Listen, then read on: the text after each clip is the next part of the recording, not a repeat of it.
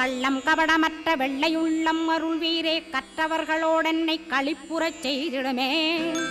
உலகெங்கும் நிறைந்திருந்தும் கந்த குரு உள்ள இடம் ஸ்கந்தகிரி என்பதை நான் கண்டுகொண்டேன்.